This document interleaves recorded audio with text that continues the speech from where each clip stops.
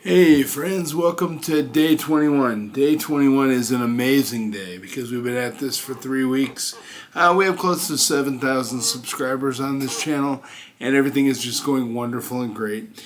I want to thank everybody for reaching out. I've been trying to get as many responses as possible completed so that people feel as if I'm engaged. I want you to know that I do care about you and I care about your success. I'm doing everything I can to offer you my hand of friendship and to help you to be successful. As businesses are going to open, and I know they will in the future, let's try to find a way to do business together in some way, some fashion. I want to see you succeed.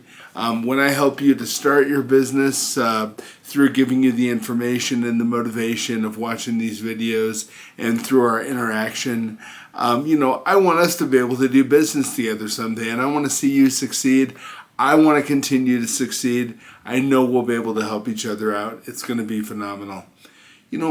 I took my wife to Subway and my daughter, and we went inside, and we were standing in line with everybody else, and it was a pretty long line. And that's not a problem. I don't mind waiting. It's okay. It's a good time. I was talking with my wife about some things. A gentleman walked through the door with a sport jacket on, nice slacks. He looked pretty well dressed. And he was with a younger man that I assume was probably his son.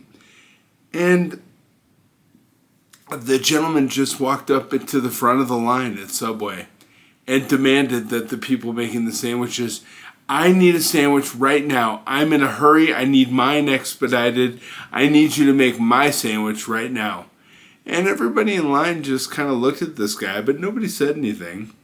And the lady behind the counter at Subway said, "Sir, all of these people in line have been waiting. And we'll need to make all of their sandwiches before we make yours." And this guy lost his mind. He threw his hand up in the air. He said a few profane words and, I won't forget this. And he went out the door. And there he went on his day, I guess.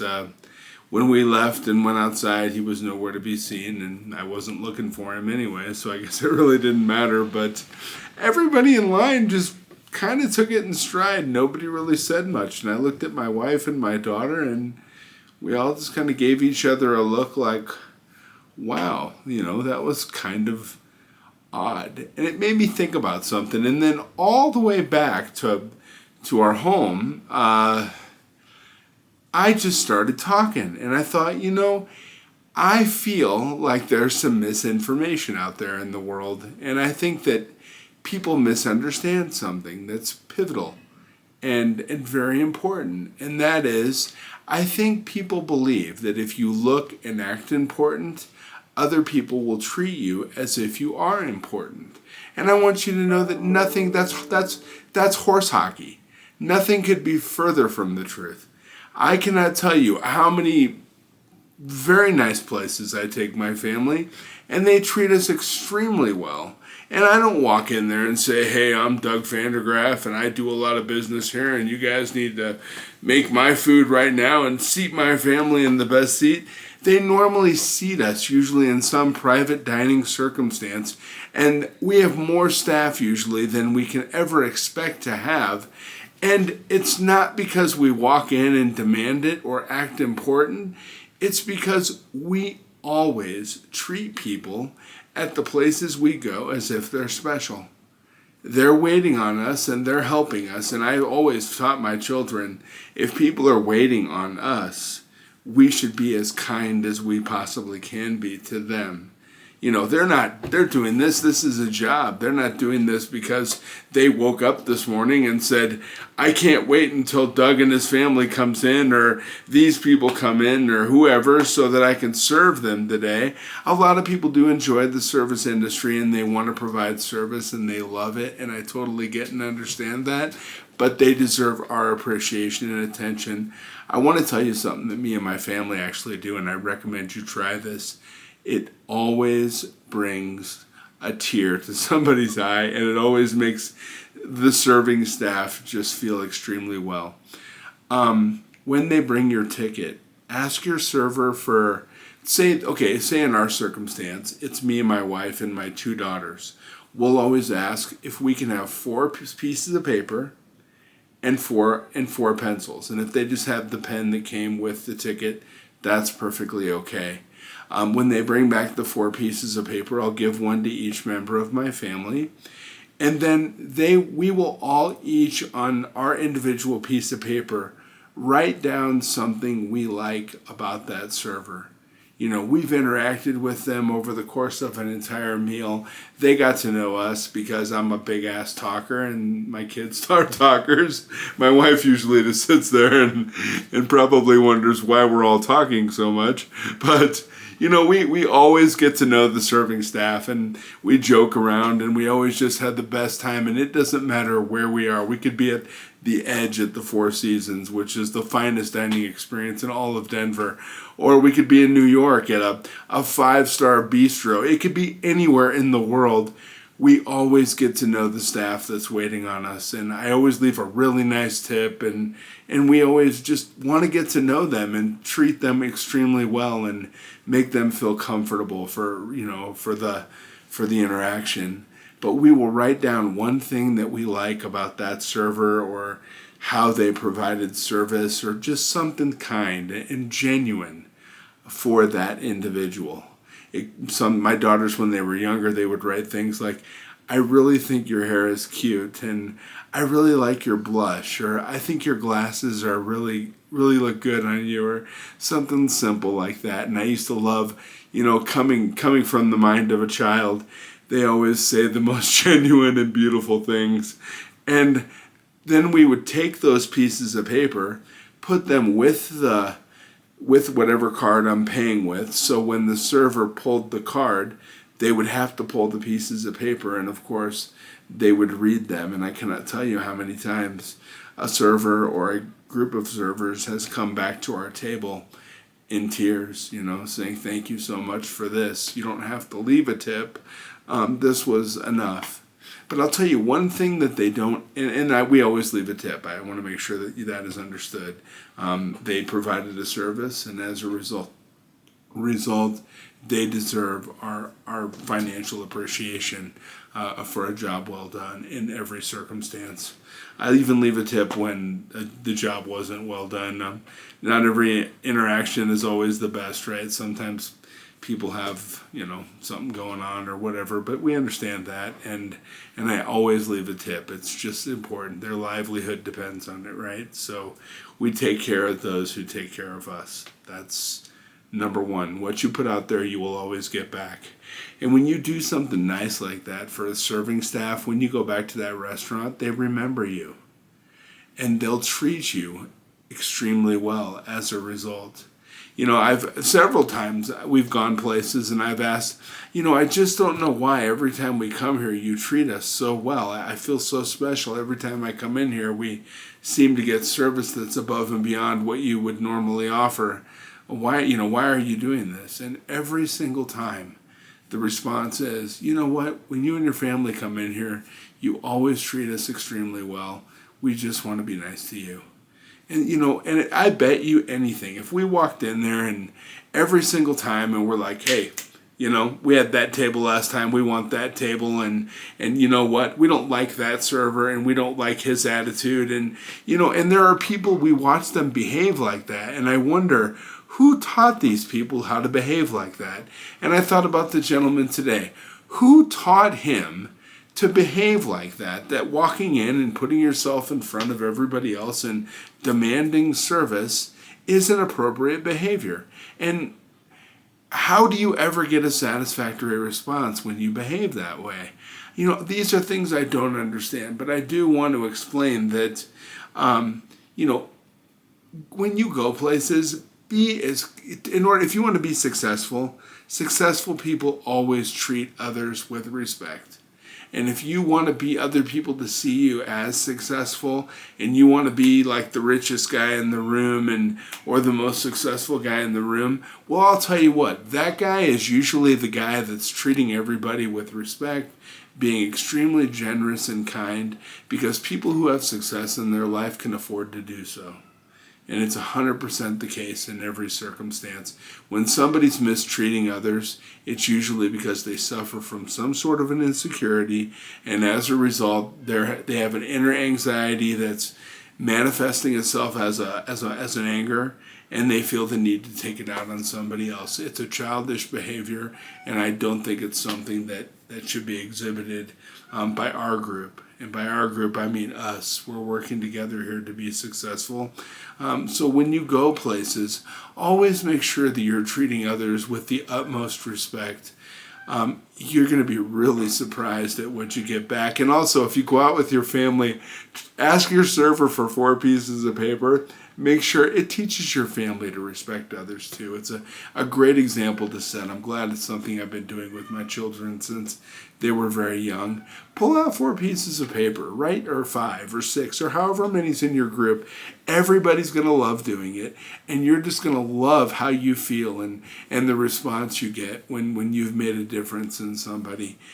And I'll tell you what, there's places we haven't gone back to for a year, and that server was still there, and they will always come over to our table and say, "How are you?" and treat us like we're just old friends, because people will always remember how you made them feel.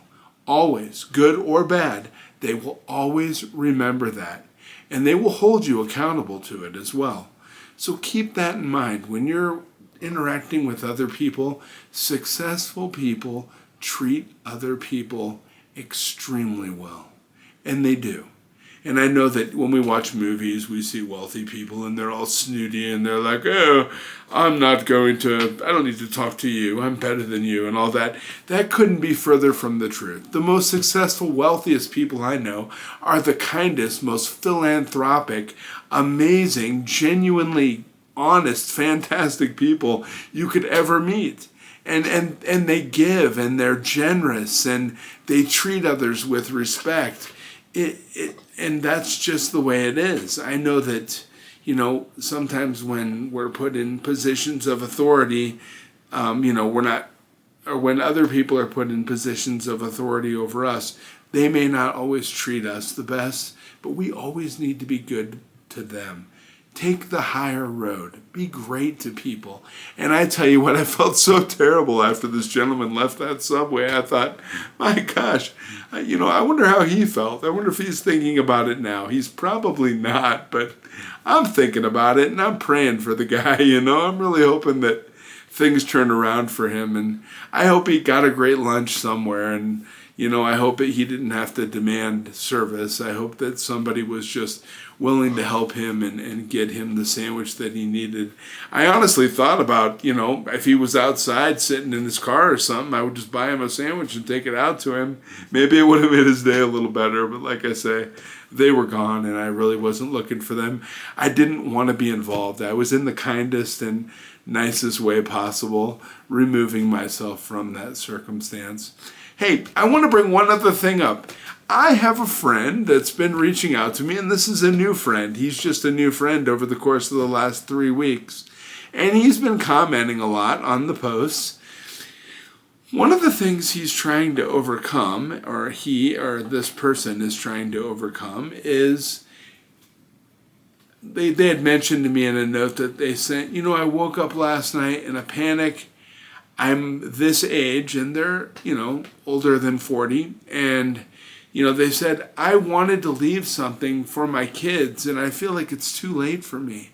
And I love what you're doing, and he calls me the center of positivity and all this stuff, and it really makes me feel good. I love that because I do try to be as positive as I possibly can be. And this person makes me feel so good about myself. And I just wanted to dedicate these next couple of moments to helping them out.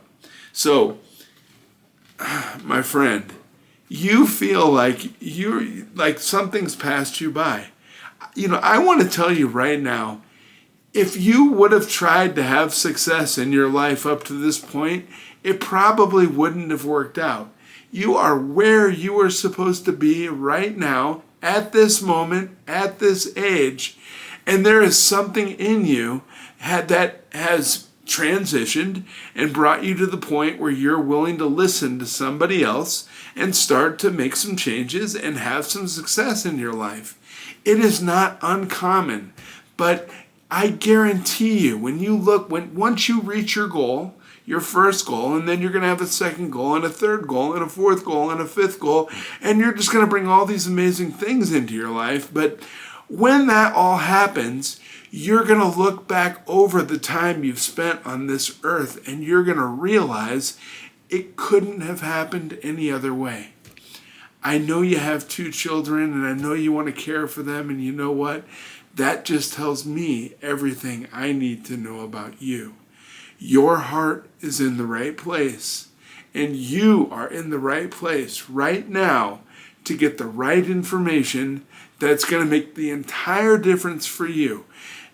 This is the time right now. You've waited all this time. I know if I look back over my past, if anything would have happened differently up until now, I'd be someplace else completely. I wouldn't be here talking to you. I wouldn't have the success I have in my life. I wouldn't probably have my beautiful wife, my amazing children, my little pain in the butt dog. I wouldn't have any of that stuff. So I gotta tell you, we right now are right where we're supposed to be, and we can still have everything it is we want in this world. I'm 47 years old, and I'm not done. I don't know specifically how old you are, but I'm telling you right now, it doesn't matter. You know what? Rodney Dangerfield did not get his first break until he was 46 years old. Yeah, Rodney Dangerfield was 46 years old. Julia Child was 51 years old before she got her first cookbook published. You think she wasn't cooking all the way up to the age of 51? I tell you what, she was. And she was in training. Had to have been training. Couldn't have happened any other way. Now you'll never forget her name. She'll be remembered in history. It wasn't until she was 51 that she actually had true success. According to her. Now I'm sure she had plenty of successes up to that point in time, but her first major success that came in the form of a world-renowned published cookbook didn't happen until she was 51. You think that's good? Let me tell you something. Charles Darwin wasn't 51 until his famous expose, Origin of Species, was published. Ever hear of Charles Darwin? That's right. He was a scientist all the way up to the age of 51, but it wasn't until then that he had his big break. So, I think that we're in great company at this age right now, and we are in the right place at the right time. They were all in the right place at the right time, working up to that point in their life to where they could have amazing success. Duncan Hines, ever hear of Duncan Hines? I love Duncan Hines' cake. Yeah, he was 55 years old before he had any success getting his recipes out there and starting a company. Can you believe that? And I think I've mentioned that before. I also want to tell you about a friend of mine, Don Fisher. Now, I know Don.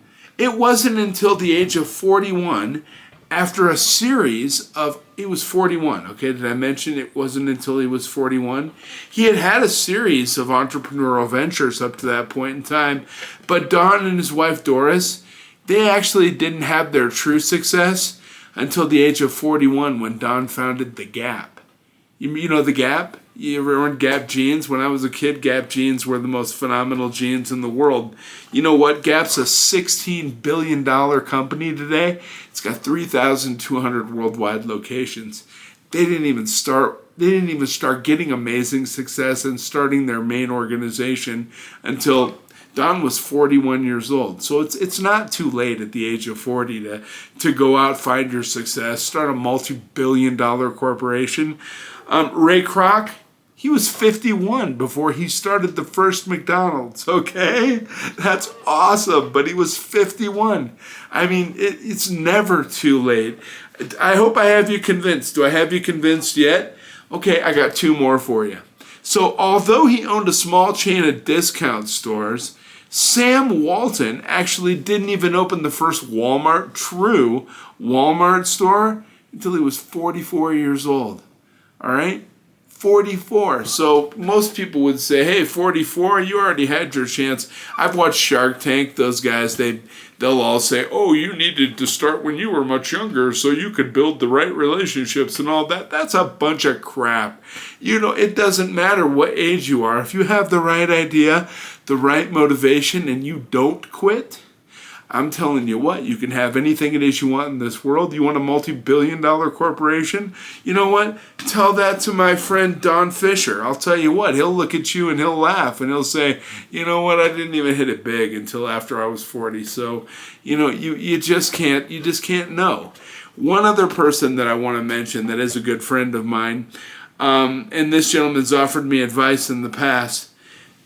You guys ever hear of Warren Buffett? You know who that guy is? Right? Hey, Warren Buffett just turned 90 years old. He has a net worth around $81 billion. He owns Berkshire Hathaway. He owns a lot of things, okay?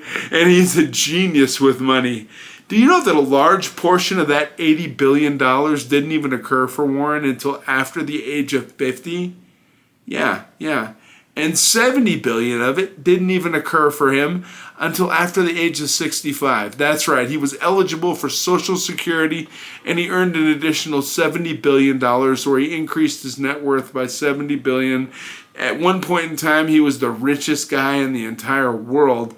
That didn't happen for him until he was much older, much older. It is never too late, and that is a lame-ass excuse, okay? Totally lame. It doesn't matter how old you are. It doesn't matter. I don't care where you came from, what your upbringing was. I don't even care. It doesn't matter where you are today, what job you're doing today. I'm going to tell you what, where you are right now is exactly where you're supposed to be. You can have anything you want in this world. It doesn't matter. I don't care what you think you're capable of doing someday. I don't care what you think you can have. I want to know what you want. And whatever it is you want, we're going to continue to work together until you get it, and I know you can have it. It doesn't matter how old you are, boy, girl, whatever, it doesn't matter. These are all peripheral, circumstantial things that just don't matter.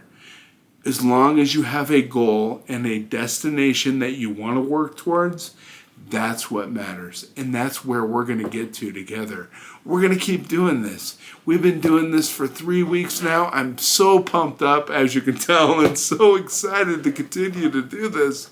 I can't believe 3 weeks ago I was standing out in front of my house, terrified to come in here and just make the first video. Then I went back and watched the first video. Could I have gotten any closer to the camera?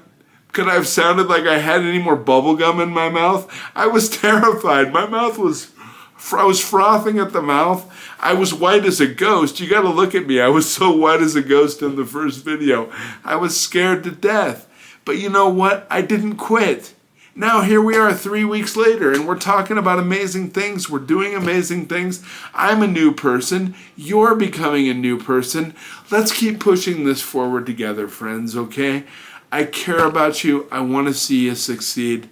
Listen, today is going to be the best day of your life, okay? Keep reading your goal card, okay? When I meet you, I'm going to give you one of these goal cards. It's an actual real goal card that I had these made, and I've given out hundreds of these, thousands of these to different people, and I want to give you one too. I can't wait until we meet someday. I've always got a stack of these in my pocket, and I'm going to give you one. It's going to be phenomenal. Remember, I know that people have told me they've ordered this book. Some people have already read it. Some people haven't. Think and Grow Rich. This is where our foundational information is coming to. Remember, it's the repetition of the right information in our supercomputer that changes our results and turns us into these amazing people that attract amazing things into our life, just like you're starting to do now, and you're going to continue to do, because I believe in you, and I know it's going to happen. Earlier this week, I recommended another book. It's the 21st century version of As a Man Thinketh. It's a fantastic book, has some incredible information in it that teaches you foundational information around controlling the what we allow to go into our minds, the programming we allow to go into our minds. Remember, what you see on television programs you. You watch the news media, it programs you.